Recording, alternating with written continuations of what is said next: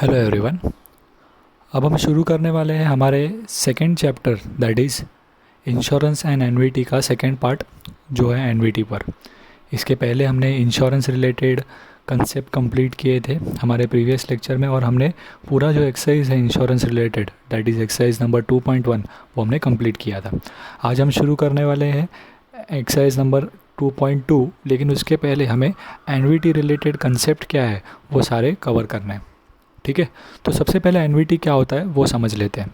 So basically NVT का मतलब क्या होता है, जब हम कोई लगातार इक्वल अमाउंट ऑफ पेमेंट किसी को कर रहे हैं तो उसे हम क्या कहते हैं, एनवीटी। बेसिकली इंस्टॉलमेंट्स, जैसे कि हम लोग मोबाइल फ़ोन लेते हैं इंस्टॉलमेंट्स पर, घर लेते हैं और उसका ईएमआई पे करते हैं। तो ये जो हम पेमेंट कर रहे हैं वो हमें रेगुलर बेसिस पर पेमेंट करना है। सो एनवीटी का मतलब क्या होता है, an annuity is a sequence of equal payment at regular interval of time. Regular interval of time मतलब हर साल में एक बार या हर महीने एक पर्टिकुलर डेट पर। तो रेगुलरली आपको क्या करना है, पेमेंट करते हैं जो हमें, और ये जनरली कंपाउंड इंटरेस्ट बेसिस पर ये पेमेंट होते हैं। ओके, अब ये जो इनका जो रेगुलर इंटरवल है वो डिपेंड करता है अलग अलग चीज़ों पे। अलग अलग चीज़ों पे मतलब अलग अलग केसेस में वो जो इंटरवल है वो डिफरेंट होता है। जैसे कि हम लाइफ इंश्योरेंस पॉलिसी निकालते हैं हमारी, तो हमें उसका प्रीमियम पे करना होता है, तो वो ईयरली होता है। फिर अगर हम बात कर रहे हैं अगर हमारे हाउसिंग लोन की, तो उस केस में वो हम हर मंथ पे करते हैं। तो जो टाइम इंटरवल है वो it may be year, half yearly यानी कि 6 महीने में हो सकता है, और मंथली भी हो सकता है। सो जो एनवीटी का इंटरवल है वो ईयरली हो सकता है, हाफ ईयरली भी हो सकता है, और मंथली भी हो सकता है, और इवन क्वार्टरली भी। ठीक है, सो क्वार्टरली मतलब क्या होता है, हर 3 महीने में हम पे करेंगे वैसे। ओके, तो एनवीटी के कुछ एग्जांपल्स क्या हो सकते हैं। So examples are payment of life insurance premium, payment of housing loan, या तो पेमेंट ऑफ व्हीकल का लोन है। तो ऐसे जो भी हम लोग पेमेंट कर रहे हैं वो अमाउंट जनरली हमारा क्या होता है, फिक्स होता है। तो एक फिक्स अमाउंट हम लोग इंस्टॉलमेंट जो है वो इक्वल पेमेंट हम लोग हर रेगुलर इंटरवल में करते रहते हैं। तो इसे हम लोग क्या कहते हैं, एनवीटी कहते हैं। ठीक है, सो अब इन एनवीटी से रिलेटेड कुछ टर्म्स क्लियर कर लेते हैं, बराबर। सो टर्म्स इन एनवीटी क्या क्या है। पहला है एनविटेंट। पहला क्या है, एनविटेंट। एनविटेंट मतलब कौन होता है, सो जो पर्सन यहाँ पे एनविटी रिसीव कर रहा है वो पर्सन क्या होगा, एनविटेंट होगा। So a person who receives an annuity is called as annuitant. Okay, next है इंश्योरर। सो इंश्योरर कौन है यहाँ पे, जो इंश्योर कर रहा है।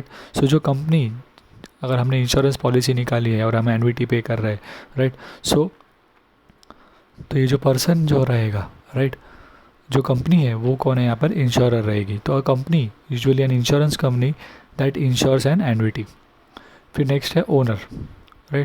सो एन इंडिविजुअल और an entity that buys the annuity from the insurer, यानी कंपनी से हमने पॉलिसी खरीदी है, तो हम ओनर हुए, बराबर। वैसे of the annuity and makes contribution to the annuity. Okay, इसके बाद नेक्स्ट है आपका बेनिफिशियरी। सो बेनिफिशियरी कौन है यहाँ पे, कई केसेस में क्या होता है, प्रीमियम हम पे कर रहे हैं लेकिन उसका जो बेनिफिट है, जो फ्यूचर बेनिफिट, वो किसी और को मिलने वाला है। जैसे कि जनरली लाइफ इंश्योरेंस के केस में होता है। हम अगर मान लीजिए मैंने लाइफ इंश्योरेंस निकाला है मेरे लाइफ के ऊपर, सो मैं रेगुलर बेसिस पर उसके प्रीमियम पे करता हूँ, लेकिन मेरे डेथ हो जाने के बाद वो जो पैसे हैं वो मेरे फैमिली को मिलेंगे। तो मेरे फैमिली में मेरे डैडी को देंगे या मेरी मदर को देंगे। तो उस केस में मेरे मदर या जो मेरे डैड है, या मेरी वाइफ है, तो उस केस में होकर क्या होगा, वो जो पैसा जिसको दिया जा रहा है वो पर्सन का माना जाएगा, बेनिफिशियरी माना जाएगा, बराबर। So a person who receives the death benefit of an annuity at the death, death के टाइम पर जो बेनिफिट मिलेगा उसे, तो उसे हम क्या, डेथ ऑफ एनविटेंट। तो जब वो एनविटेंट जिसने पॉलिसी निकाली है वो जिसका डेथ हो जाता है, तो उस केस में जब वो पैसा जिसको मिलता है वो पर्सन को क्या माना जाएगा, बेनिफिशियरी माना जाएगा। ओके, सो ये हुए आपके टर्म्स। अब इसके बाद आ जाते हैं हम लोग टाइप्स ऑफ एनविटी, कि एनविटी अलग अलग बेसिस पर क्लासीफाई किए जाते हैं। ठीक है, अब हमें जो इम्पोर्टेंट है बेसिस, जनरली एनविटी को बांटने के तरीके आपको टेक्स्ट बुक में देखेंगे तो आपको और भी मिलेंगे, जैसे कि एनविटी सर्टन, कंटिंजेंट एनविटी, और परपिचुअल एनविटी। बट इसके ऊपर हमें सम्स नहीं है, वो एक बेसिस है कैलकुलेट करने का। उसके बाद अगर हम एनविटी सर्टन को इन डिटेल पढ़े, तो वो हमारा क्या है, हमें ये चैप्टर से रिलेट करने वाला है, राइट। तो हमारा जो एनवीटी सर्टन है वही हम लोग क्या करने वाले इन डिटेल समझने वाले हैं। सो एनवीटी सर्टन के ये क्लासिफिकेशन है, 3 क्लासिफिकेशन है। पहला है आपका इमीडिएट एनवीटी, नेक्स्ट है आपका पहले इमीडिएट एनवीटी क्या होता है वो समझ लेते हैं। ये जो हम जो पेमेंट कर रहे हैं यानी कि इक्वल पेमेंट, अगर वो मैं पेमेंट क्या करता हूँ eight the end of each period, अगर मैं साल के एंड में मतलब हर साल पेमेंट करता हूँ, तो मैं साल के एंड में यानी कि 31 मार्च को पेमेंट्स करता हूँ, तो वो एनवीटी क्या माना जाएगा, इमीडिएट एनवीटी माना जाएगा। अगर मैं हर 6 महीने में पेमेंट कर रहा हूँ, सो 6 महीना 1 जनवरी से चालू करूँ तो 30 जून को ख़त्म होगा, और दूसरा जो 6 महीने ख़त्म होगा 31 दिसंबर को, तो वो डेट पर मैं पेमेंट करता हूँ, राइट। यानी कि जो मेरा पीरियड है उसके एंड में, अगर मैं मंथली करता हूँ तो हर मंथ के लास्ट में अगर मैं पेमेंट कर रहा हूँ तो उसे क्या कहा जाएगा, इमीडिएट एनवीटी कहा जाएगा, right. If the payment is made at the end of each period it is called as annuity immediate, या हम कहते हैं उसे ऑर्डिनरी एनवीटी, ठीक है। दूसरा है आपका एनवीटी ड्यू। तो एनवीटी ड्यू के केस में क्या होगा, आप जो पेमेंट है वो क्या करते हो at the commencement of each month, right, यानी कि जब मंथ स्टार्ट होता है तब करते हो। तो if the periodic payment is made at the commencement of each period start होते वक्त, राइट, यानी कि अगर मैं मंथली पे करता हूँ तो मैं हर महीने के 1 तारीख को पेमेंट कर रहा हूँ, तो उस केस में उसे क्या कहा जाएगा, एनवीटी ड्यू कहा जाएगा, ठीक है। ओके, और उसके बाद नेक्स्ट है आपका डिफर्ड एनवीटी। सो डिफर्ड एनवीटी के केस में क्या होगा, राइट, सो वो पैसा जो है वो जमा होते जाता है वहाँ पे, राइट, और एक साथ बाद में पे करते हैं या ऐसा करेंगे। So if the deposit is allowed to accumulate, right, for a certain period of time and payment begins after the lapse of other period, it is called as deferred annuity, right. तो उस case में क्या है, हमें कोई sums है नहीं इसमें, राइट, बट खाली याद रखना है कि ये आपके टाइप है। आपके जो सम्स है वो पूरे आपके इमीडिएट एनवीटी और एनवीटी ड्यू के केस में है, ठीक है।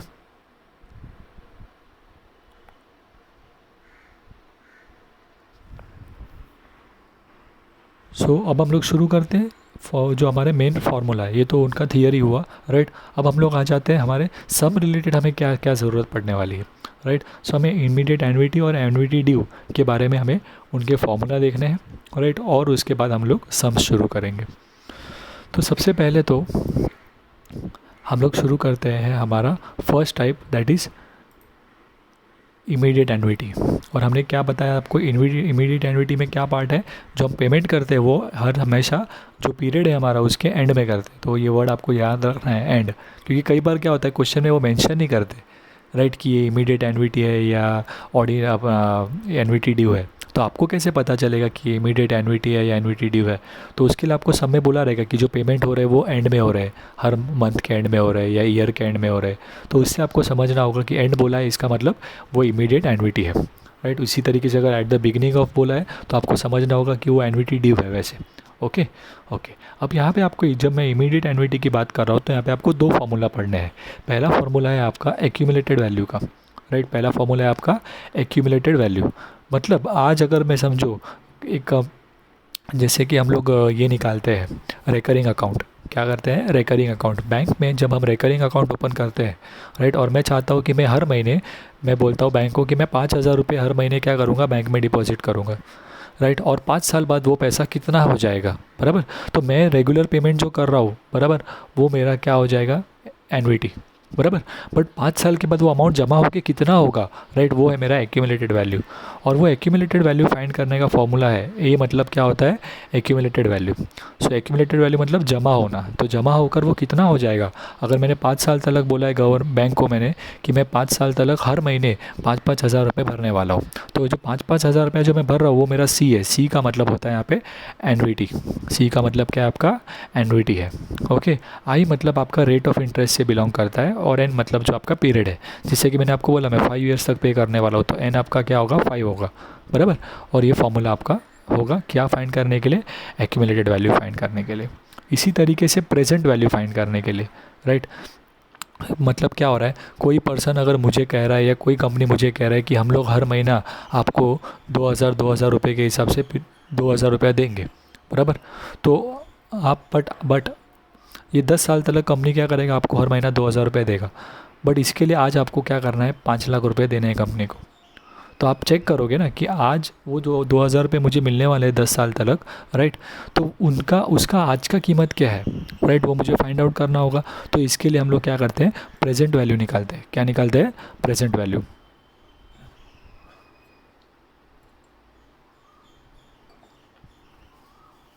सो प्रेजेंट वैल्यू का ये फॉर्मूला हो जाएगा C upon I, right, 1 minus 1 plus I raise to N.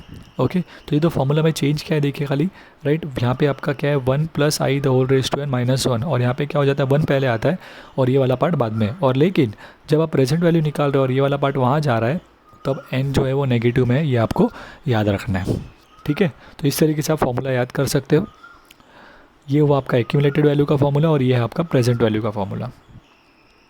ठीक है, अब क्वेश्चन में आपको वो तो कहा ही होगा कि आपको एक्यूमुलेटेड वैल्यू फाइंड करना है या प्रेजेंट वैल्यू फाइंड करना है, तो उसमें कोई प्रॉब्लम नहीं है। ओके, अब यहाँ पे आपको ये देखना है कि ये जो मैंने बताया आपको आई सी एन ये सब क्या है, राइट, तो ये दोनों ही केसेस में कॉमन चीज़ें हैं। आई क्या होता है, राइट, तो आई मतलब होता है आर अपॉन 100। क्वेश्चन में आपको दिया होगा रेट, रेट बोला है 10%, रेट ऑफ इंटरेस्ट। सो 10% मतलब आई कैसे निकालोगे आप, बिकॉज फार्मूला में आपको आर नहीं लेना है, 10% नहीं लेना है, फार्मूला में पहले आपको आई निकालना पड़ेगा। सो आर जो आपको दिया है 10, तो 10 अपॉन 100 करेंगे आप, 0.1 आएगा, तो वो आपका आई हो जाएगा। फिर सम में हम लोग वो वैल्यू यूज़ करेंगे। ओके, दोनों ही केसेस के लिए कॉमन चीज़ें हैं, राइट। इसके अलावा ए मतलब क्या होता है यहाँ पे एक्यूमुलेटेड वैल्यू, पी मतलब क्या है हमारा प्रेजेंट वैल्यू, एन जो दिए गए आपको वो एन क्या है आपका टाइम पीरियड जो आपको सम में दिया गया होगा। सी क्या होता है आपका एनवीटी जो आपको बताया होगा कि इतने अमाउंट का इंस्टॉलमेंट पे कर रहा है ऐसा, राइट, तो वो आपका सी हो जाएगा दोनों ही केसेस में। और आर जो है वो आपका क्या है जो हम लोग यहाँ पर यूज़ करने वाले हैं, वो क्वेश्चन में आपको दिया होगा रेट ऑफ इंटरेस्ट के नाम से। क्लियर हुआ ये चीज़। तो ये दो फार्मूलाज आपको याद रखना है सिंपल से आपके किसके लिए, इमीडिएट एनवीटी के लिए, और इसी तरीके से हम लोग दो फार्मूला एनवीटी ड्यू के लिए भी देखेंगे। ठीक है, सो पहले ये दो फार्मूलाज आप देख लीजिए।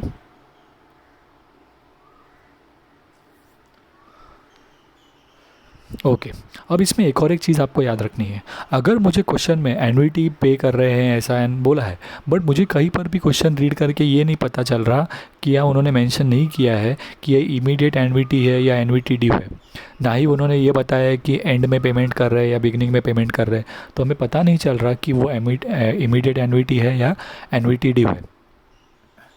तो उस केस में मैं कौन सा फार्मूला अप्लाई करूँ, तो बच्चों को ये प्रॉब्लम हो जाता है, बिकॉज इन्फॉर्मेशन तो दोनों ही केसेस में एनुइटी ड्यू और इसमें दोनों में सेम ही होता है, राइट, ये जो चीज़ें दी गई होती है, बट प्रॉब्लम क्या है हमें पता कैसे चलेगा।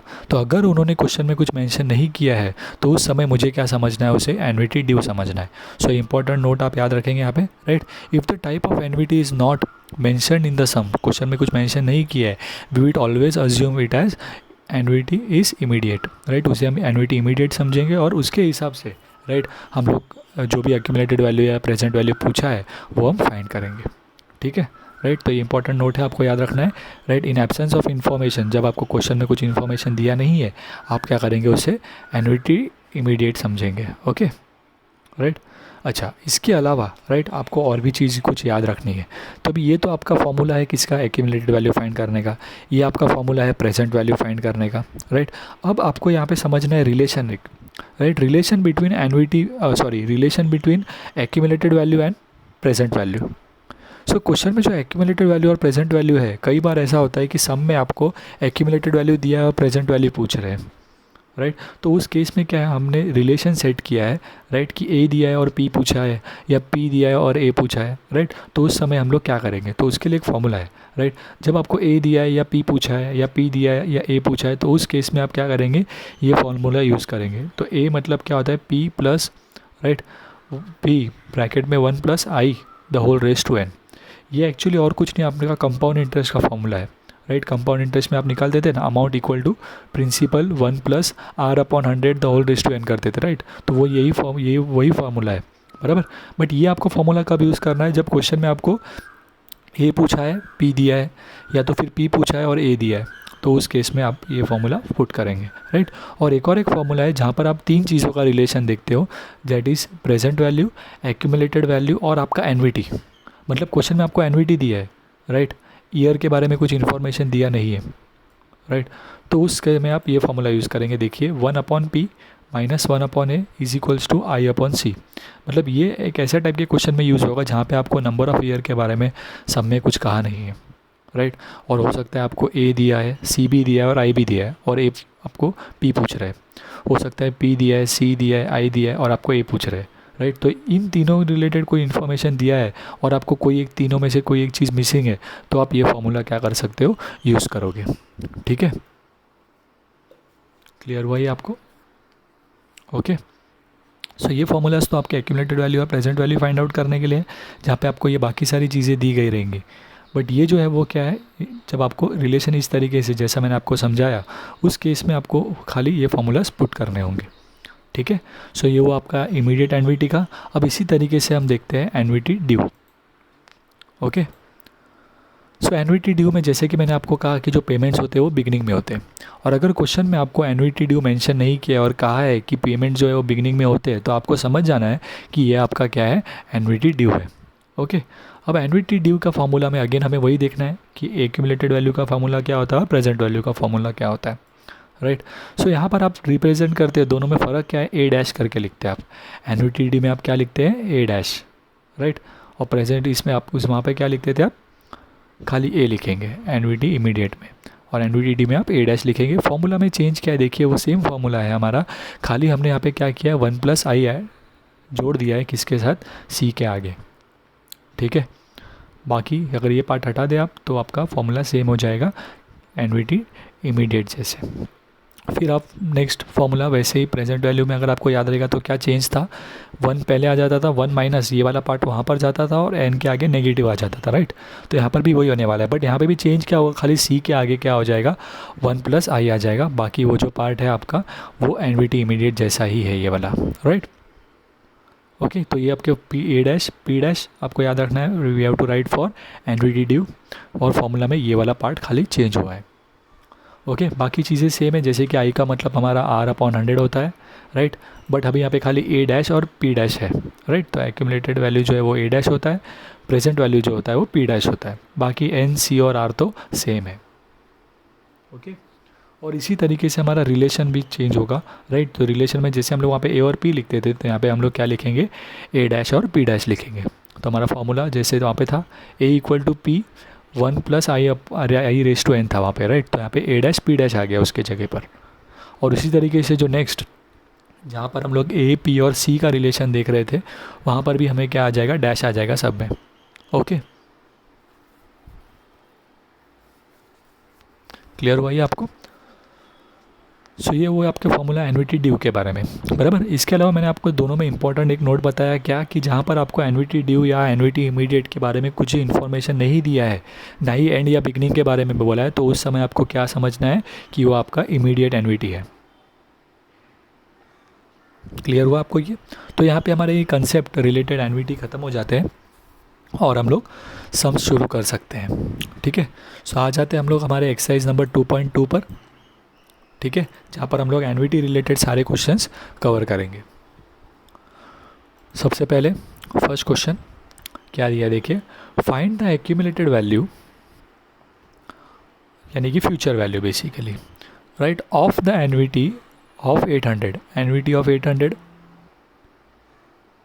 एनवीटी ऑफ 800 यानी क्या हो गया यहाँ पे, सी जो है आपका 800 होगा, राइट। एनवीटी का मतलब सी होता है, right, for 3 years at a interest rate 8% compounded annually, at the interest rate 8% compounded annually. तो ये आपको इन्फॉर्मेशन दिया है, इसमें से हमें एक चीज़ें देखनी है। तो जो एनवीटी का अमाउंट है वो हमारा क्या होने वाला है, सी।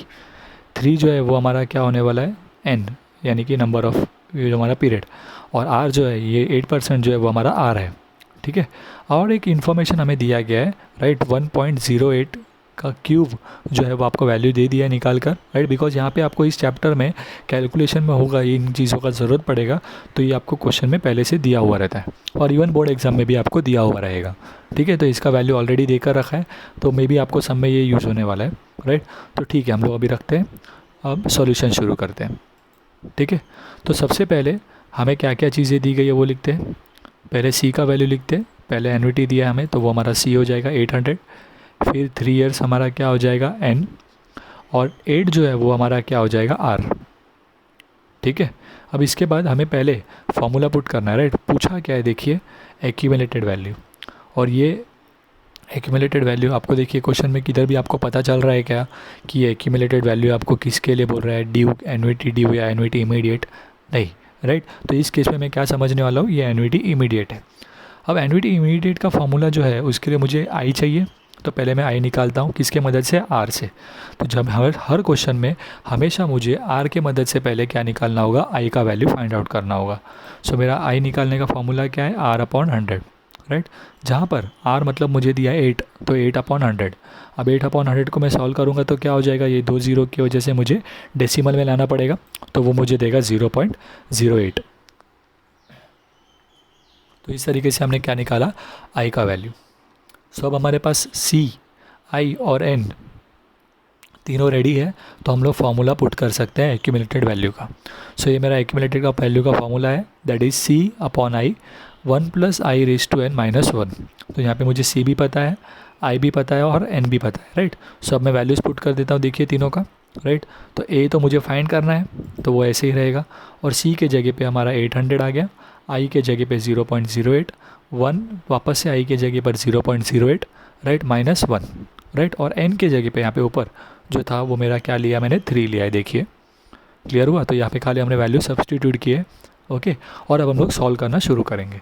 तो अब जब मैं सॉल्व कर रहा हूँ तो अब सबसे पहले आप ये वाले पार्ट पर ध्यान दीजिए, देखिए यहाँ पर क्या बोला है, 800 डिवाइड बाई 0.08।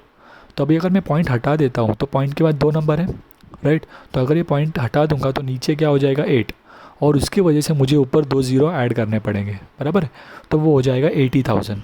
फिर 8 1 जा अगर करता हूँ, राइट, तो यहाँ पे 1 आ जाएगा, और यहाँ पे 2 ज़ीरो और डेसिमल के जो 2 ज़ीरो आए वो, तो उसकी वजह से यहाँ पे क्या हो जाएगा, 1 के साथ 4 ज़ीरो हो गए, राइट। आप चाहो तो वो स्टेप करके भी दिखा सकते हो, या आप डायरेक्टली करते हो तो भी कोई प्रॉब्लम नहीं, राइट। तो ये स्टेप में हमने क्या किया, आई रिपीट, हमारे 2 ज़ीरो तो ऑलरेडी है ही, बट ये डेसिमल हटा रहा हूँ मैं, तो इसके बाद पॉइंट के बाद 2 नंबर है, तो इसीलिए ऊपर 2 ज़ीरो क्या हो गए, बढ़ गए।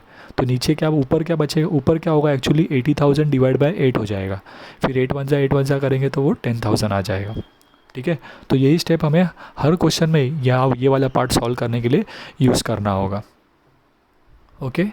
अब इसके बाद ये वाले ब्रैकेट को पहले सॉल्व करेंगे, दैट इज़ 1 + 0.08 क्या हो जाएगा, 1.08, और इसका क्यूब, जिसका वैल्यू आपको ऑलरेडी देखिए दिया हुआ है, ओके। सो नेक्स्ट स्टेप में हम लोग बाद में -1 लिया। अब नेक्स्ट स्टेप में हम लोग क्या करेंगे, 1.08 का जो वैल्यू आपको दिया हुआ है वो हम लोग पुट कर देते हैं, राइट। तो उसका क्यूब आपको दिया है, राइट। सो हम लोग यहाँ पे देखिए उसका जो क्यूब हमें दिया गया था वो हमने क्या कर दिया, पुट कर दिया। अब इसे मैं 1 में से माइनस कर देता हूँ, और ये वो क्या हो जाएगा, 10,000 से मल्टीप्लाई। सो 10,000 इंटू 1 में से माइनस करेंगे तो क्या हो जाएगा, यहाँ पे सॉरी 1.2597 -1 क्या देगा आपको, 0.2597, और इसे मैं 10,000 से मल्टीप्लाई करता हूँ, राइट। तो मेरे देखिए पॉइंट के बाद 4 ज़ीरो है, यहाँ पर भी पॉइंट के बाद 4 नंबर है, तो वो ऑटोमेटिकली मल्टीप्लाई होने के बाद 4 नंबर हट जाएंगे, राइट। सो वो क्या हो जाएगा, 2597। तो ये मेरा क्या है, आंसर है। अब इसका मीनिंग क्या होता है, देखिए समझिए कि मैं 3 साल तक हर साल के एंड में, बिकॉज यहाँ पे एनुअली बोला है ना, यानी कि हर साल के एंड में मैं 800 रुपया भर रहा हूँ, राइट। और वो 800 रुपये हर साल के एंड में जब मैं भरता हूँ तो 3 साल के बाद वो कितना हो जाएगा, राइट। तो 800 800 800 3 बार अगर आप करेंगे तो 2400 के आसपास आपको अमाउंट आता है, बराबर है। बट उसके ऊपर इंटरेस्ट भी मिला होगा ना, तो इसीलिए वो अमाउंट कितना हो रहा है, आंसर 22,500 के आसपास आ रहा है। वरना 3 बार अगर आप 800 रुपये ऐड करते हो तो अमाउंट कितना होता है, 2,400। बट ये ज़्यादा क्यों दिख रहा है, बिकॉज इंटरेस्ट फैक्टर की वजह से, बराबर है, राइट। बट टेक्स्ट बुक में अगर आप देखेंगे तो ये आंसर अराउंड 25,000 के समथिंग कुछ दिया हुआ है, राइट। बट वो मिस्टेक है, आपको याद रखना है टेक्स्ट बुक के पीछे जो आंसर दिया है वो 25,000 में दिया है, वो पॉसिबल नहीं है, राइट। वहाँ पे रॉन्ग दिया हुआ है, ये उसका करेक्ट आंसर है, ठीक है। सो हम लोग फाइनल स्टेटमेंट लिखते हैं, therefore hence the accumulated value of an annuity of ₹8,000, right, sorry of ₹800 is 2597। Clear है, ये देख लीजिए।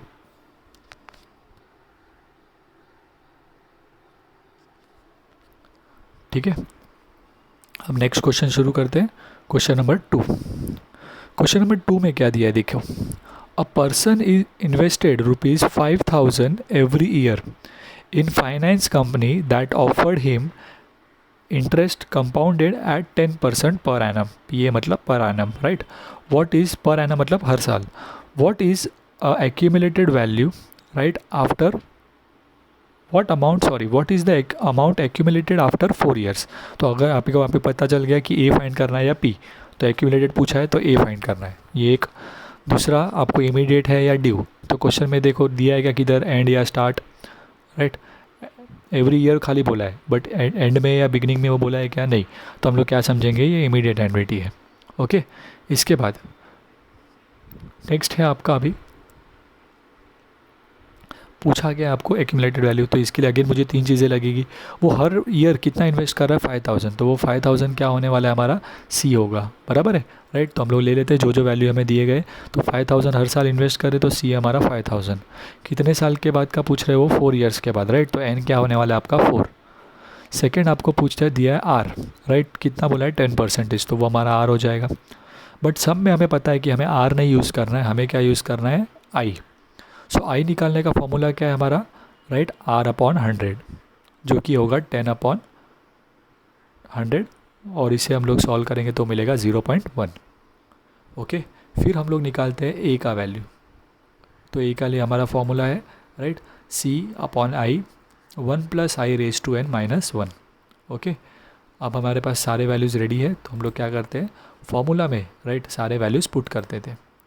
सो यहाँ पे 5000 पुट कर दिया, आई का जो वैल्यू मिला था वो यहाँ पर और यहाँ पर आ जाएगा, राइट। एन के जगह पे हमने क्या कर दिया, 4 पुट कर दिया।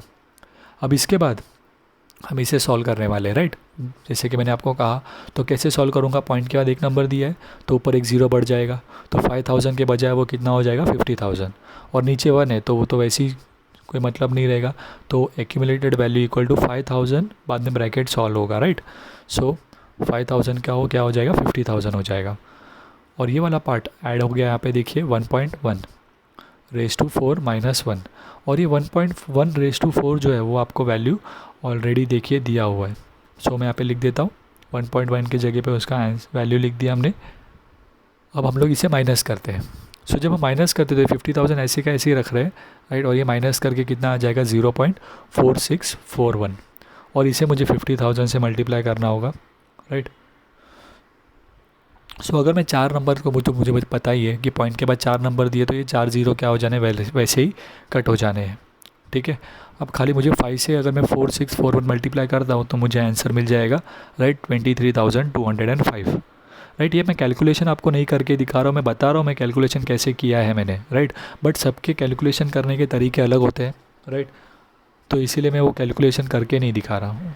ओके, आप चाहोगे तो आप अपने ओन मेथड से सॉल्व कीजिए, कैलकुलेट कीजिए, आपको आंसर तो यही आएगा, ठीक है। सो यहाँ पे आपका एक्यूमुलेटेड वैल्यू कितना हो जाएगा, ₹23,205। क्लियर हुआ आपको ये। नेक्स्ट क्वेश्चन पर आते हैं, क्वेश्चन नंबर 3।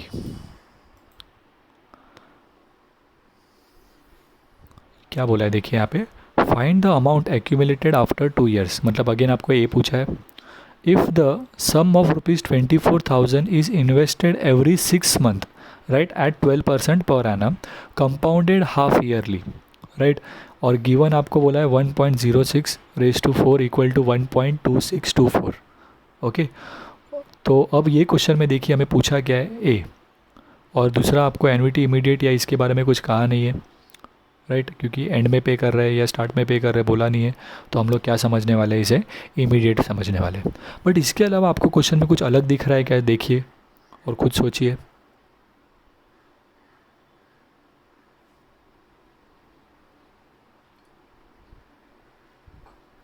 अब ये क्वेश्चन में अगर आप ध्यान से देखेंगे तो नॉर्मली आपको पहले के क्वेश्चंस में आप देखेंगे तो कंपाउंडेड एनुअली कहा रहता था सब में, जो कंपाउंड इंटरेस्ट का रेट होता है वो एनुअली कहा रहता था, और जो भी आप इन्वेस्टमेंट करते थे वो आप एवरी ईयर करते थे। बट यहाँ पे क्या बोला है, एवरी 6 मंथ्स, मतलब हर 6 महीने में। दैट मीन्स साल में आप 2 बार कर रहे हो पेमेंट, बराबर है। तो ऐसे केस में जब आप, राइट, 6 मंथ आपको कहा है या मंथली आपको कहा है, तो यहाँ पे ध्यान रखना है आपको कि कुछ तो पार्ट चेंज करना पड़ेगा। क्या चेंज करना होगा वो मैं आपको बताता हूँ, राइट। तब यहाँ पे जो मुझे 24,000 में पे कर रहा हूँ वो तो मेरा सी होने वाला है, कोई डाउट नहीं है उसमें, तो वो हो गया सी मेरा 24,000। लेकिन अब जब भी आपको ऐसा कहा है कि 6 मंथली हो रहा है, राइट, या आप हर 3 महीने में पे कर रहे हो या आप हर महीने पे कर रहे हो, तो वैसे टाइम पर आपको ध्यान रखना है कि आपका जो एन और आर आपको क्वेश्चन में दिया गया है वो चेंज होने वाला है। अब अभी आप फिलहाल के क्वेश्चन के हिसाब से देखोगे तो आपका एन जो है वो क्या है, देखिए वो एक्यूमुलेटेड वैल्यू आपको 2 ईयर्स के बाद पूछ रहे हैं, तो आपका एन 2 होगा और आर क्या होगा आपका 12%, राइट। बट मैं कहूँगा कि एन और आर आपको ये नहीं लेना है। क्यों? बिकॉज़ यहाँ पे देखिए 6 मंथली का है, राइट। ये 6 मंथली का मतलब क्या है, आप हर 6 महीने में पे कर रहे हो, बराबर है। इसका मतलब 2 साल में आप कितनी बार पे करोगे, 4 बार, है ना। 6 मंथली मतलब हर 6 महीने में पे कर रहे हो, तो पहले साल के अंदर आप 2 बार पे करोगे, फिर दूसरे साल के अंदर भी 2 बार पे करोगे, यानी कि आप 4 बार पे कर रहे हो। तो एन क्या रहना पड़ेगा आपको, 4।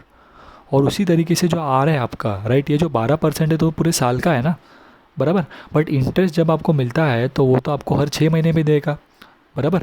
तो इसीलिए 6 महीने के इंटरेस्ट के हिसाब से आपको 12% इंटरेस्ट नहीं होगा, कितना होगा, 6% इंटरेस्ट होगा, राइट। तो हर टाइम जब आप इंस्टॉलमेंट पे कर रहे हो तो आपको 6% इंटरेस्ट दिया जाएगा, बिकॉज हर 6 महीने में आप पे कर रहे हो।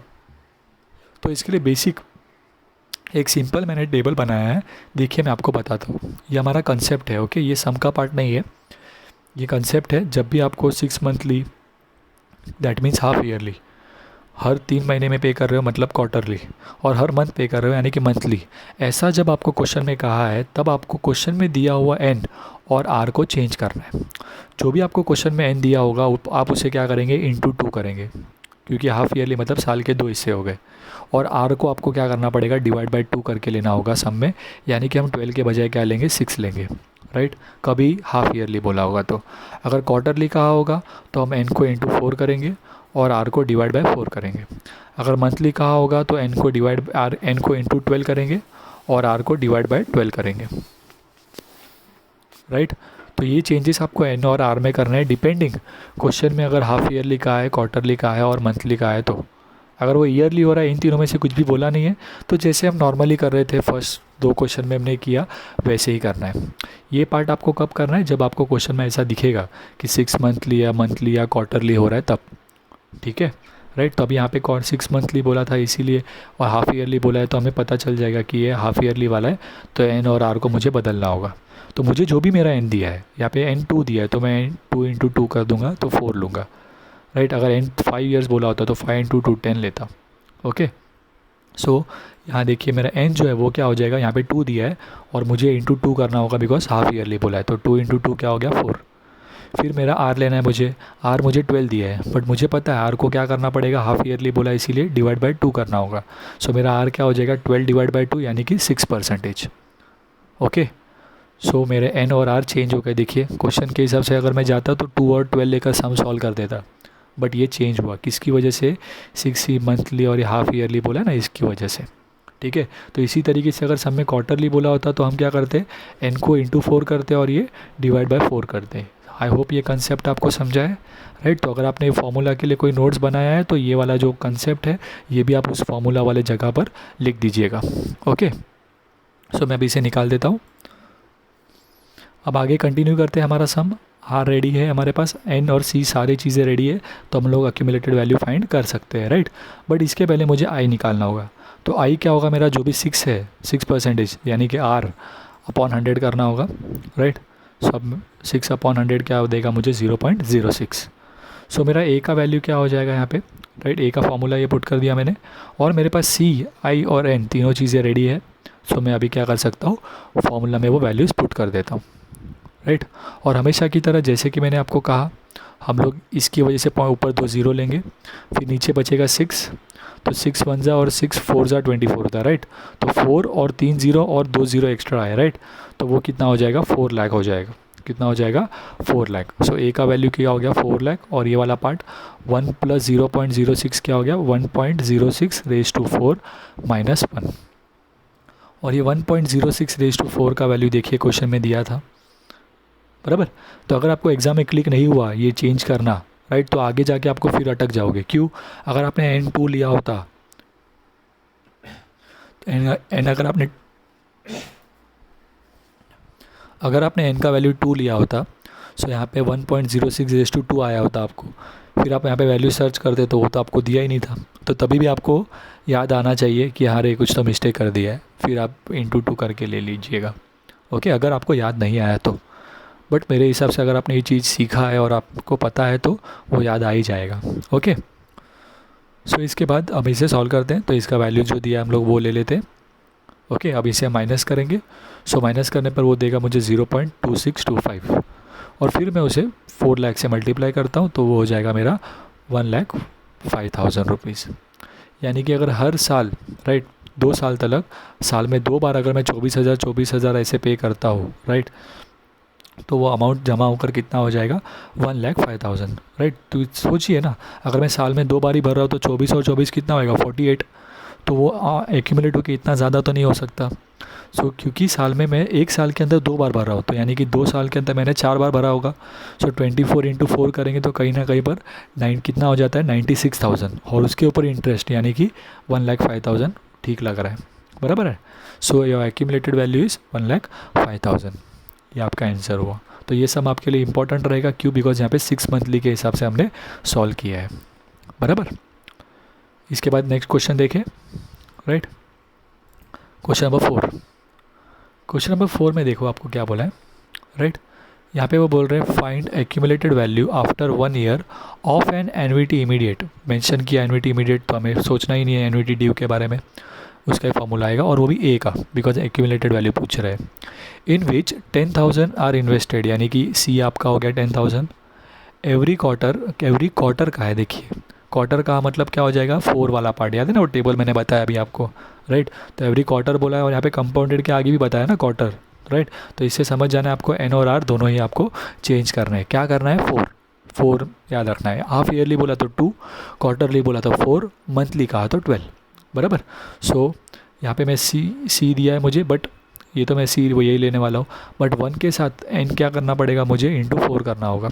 उसी तरीके से 16 डिवाइड बाय 4 करना होगा, बराबर है ना, क्यों, क्योंकि ये क्वार्टरली दिया हुआ है। ओके, सो शुरू करते हैं। देखिए सी दिया हुआ है मुझे 10,000, एन दिया था 1, और मुझे क्या करना है, इंटू 4 करना है, तो मेरा एन हो जाएगा 1 × 4 दैट इज़ 4।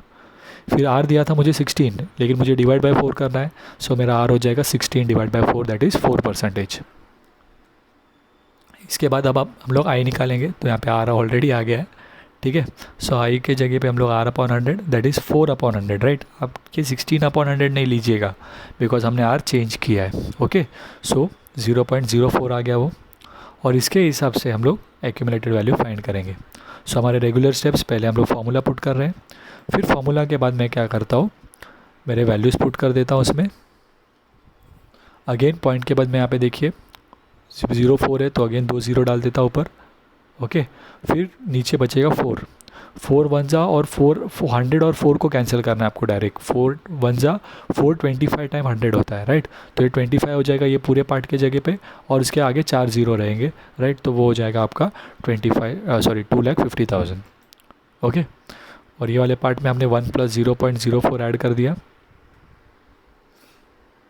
तो ये हो गया 1.04 उसका वैल्यू आपको डायरेक्टली दिया हुआ है सम में, तो वो हमने पुट कर दिया वहाँ पर। अब इसे 1 में से माइनस करते हैं, तो ये बचेगा 0.1699, और उसे मुझे 2,50,000 से मल्टीप्लाई करना है। सो मेरा एक्यूमुलेटेड वैल्यू मुझे मिलेगा 42,475।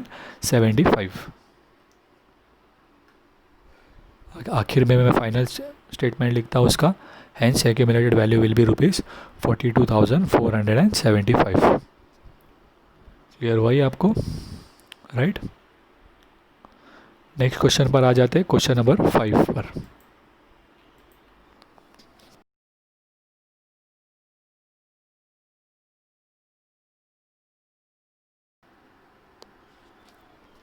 क्या बोला है देखिए क्वेश्चन में, find the present value of an annuity immediate. Mention कर दिया एन्युटी इमीडिएट, बट पूछा क्या है, देखिए फर्स्ट टाइम आपको वो अभी प्रेजेंट वैल्यू पूछा है, यानी कि हमारा second formula, right. Okay, of 36,000, यानी कि सी हमारा 36,000 है, ठीक है। इसके बाद आपको कहा है for 3 years at 9% per annum compounded annually. Compounded annually कहा है, मतलब हमें वो कुछ क्वार्टरली मंथली वो टेबल देखने की ज़रूरत नहीं हमारी, बराबर है। ओके, दूसरा चीज़ प्रेजेंट वैल्यू फाइंड करना है। तो याद है प्रेजेंट वैल्यू का फॉर्मूला में चेंज क्या था, 1 पहले आता है और 1 + n जो है वो बाद में आता है, और जो 1 + i जो है वो बाद में आता है, और n मेरा जो है वो नेगेटिव हो जाता है, राइट। इसीलिए जो गिवन इन्फॉर्मेशन देखिए वो भी नेगेटिव में दिया है, तो इससे भी आपको पता चल जाएगा कि ये जब रेस टू वाला जो पार्ट है वो पॉजिटिव है, मतलब ए का फार्मूला है, राइट, और ये जो नेगेटिव है मतलब वो पी का फार्मूला है, राइट। तो ये इस तरीके से आप सोच सकते हो, और आपको पता चल जाएगा कि आपको क्या फाइंड करना है, ए या पी, बराबर है। वैसे तो दिया हुआ ही है, बट स्टिल। ओके, सो हम लोग शुरू करते हैं सम सॉल्व करना। तो पहला मेरा सी के जगह पे क्या आ जाएगा, 36,000, फिर एन दिया हुआ है मेरा 3, आर दिया है हमें 9%। ठीक है, तो आर की मदद से हम लोग क्या निकाल लेंगे पहले, आई, दैट इज़ 9/100, तो वो हो जाएगा 0.09। और यहाँ पर मुझे फर्स्ट टाइम प्रेजेंट वैल्यू पूछा, राइट, तो मैं प्रेजेंट वैल्यू का फॉर्मूला पुट करता हूँ। और देखिए फॉर्मूला में चेंज है, राइट, 1 + आई वहाँ पे पहले होता था एक्यूमुलेटेड वैल्यू में, यहाँ पर पहले 1 होगा, फिर -1 + आई रेज़ टू -n। ओके, अब इसके बाद हम लोग वैल्यूज़ पुट करेंगे जैसे हम लोग वहाँ पर करते थे। सो वो हो जाएगा 36,000 डिवाइड बाई 0.09, और यहाँ पे मैंने वैल्यूज़ पुट कर दिए। अब सॉल्व करना शुरू करेंगे। अगेन पॉइंट के बाद देखिए 2 नंबर है, तो ऊपर 2 ज़ीरो बढ़ जाएंगे। सो 2 ज़ीरो बढ़ जाएंगे तो टोटल कितने हो जाएंगे, 5 ज़ीरो। उसके बाद 9 और 36 को डिवाइड करता हूँ तो 9 1 जा 9 4 जा, तो 4 के बाद 5 ज़ीरो यानी कि 4 लाख रुपीज़ हो जाएगा वो, राइट। और बाकी ये पार्ट में मैंने 1 रखा है माइनस ये वाले ब्रैकेट को हमेशा जिस पहले वहाँ पे सॉल्व करते थे वैसे ही यहाँ पर हमने ऐड कर दिया। फिर ये 1.09 का राइट रेज़ टू -3 आपको दिया हुआ है। सो वैल्यू पुट कर देते हैं हम लोग। सो 1 - 0.7722 अगर मैं माइनस करता हूँ 1 में से, ठीक है, सो मुझे आंसर क्या देगा, 0.2278। ओके, फिर मैं इसे मल्टीप्लाई करता हूँ 4 लाख से तो मुझे देगा 91,120। ओके, सो मेरा आज का प्रेजेंट वैल्यू क्या होगा उस अमाउंट का, 91,120 रुपीज़। ठीक है,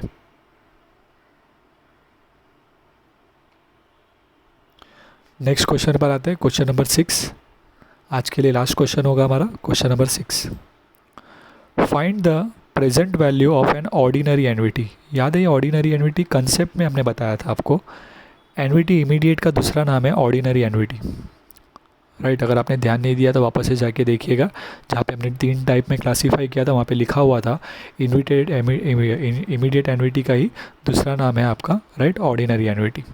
ओके, बट यहाँ पे आपको प्रेजेंट वैल्यू पूछा गया, बराबर। ओके, सो यहाँ पे इमीडिएट एन्युटी में ही हम लोग प्रेजेंट वैल्यू का फॉर्मूला फाइंड आउट करने वाले हैं। फॉर 4 ईयर्स, राइट, कितने अमाउंट का, 36,000, तो ये आपका सी है।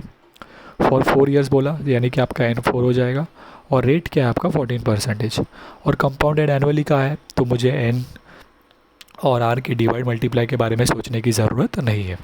ठीक है, सो एकदम बेसिक क्वेश्चन है पहले के जैसा ही।